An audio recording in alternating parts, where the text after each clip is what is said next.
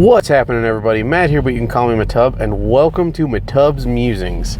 This is a show where I talk about the Packers, and sometimes I am actually right.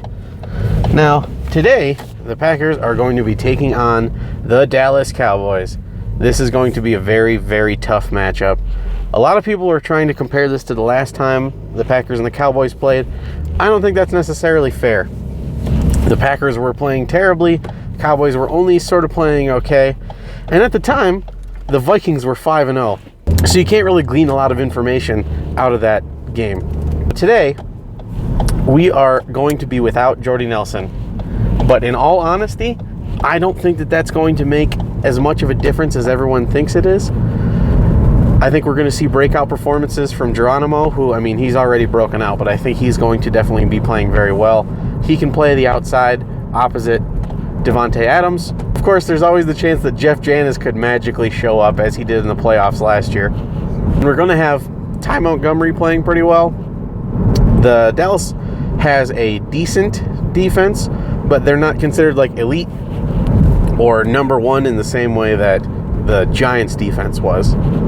That's not to say that they're slouches themselves. They're not bad by any stretch of the imagination. So Aaron Rodgers is definitely going to have to go God mode as he has recently.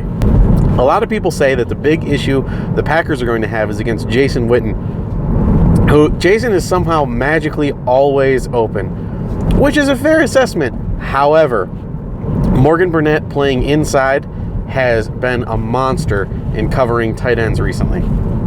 Speaking of tight ends, a big issue that the Cowboys have been having is actually with covering tight ends.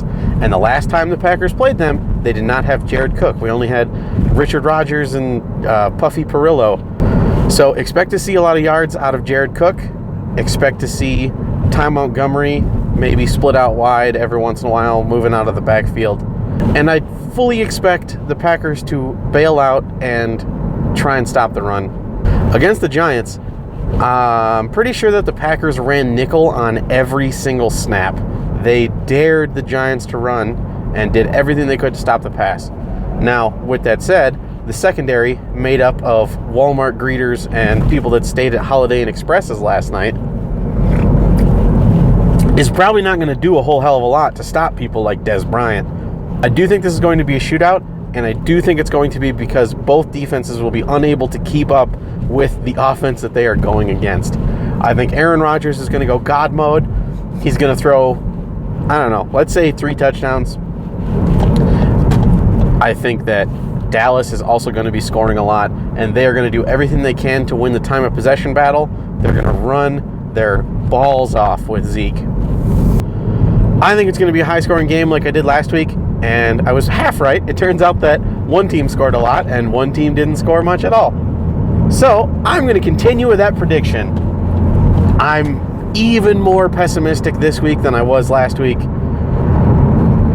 But my buddy Ben Foldy told me, he said after Aaron Rodgers said that he felt that they could run the table, he's done nothing but predict Packers victories.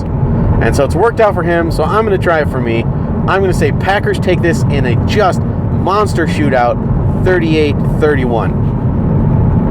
All right, guys, that's going to do it for me. Those are my musings for the week. Hopefully, I'll be back next week to talk about the Packers taking on Atlanta. And from there, maybe the Super Bowl. Who knows? It's pretty crazy. Any given Sunday, right, guys? All right. As always, I'm Matt, but you can call me Matub. You have a great day.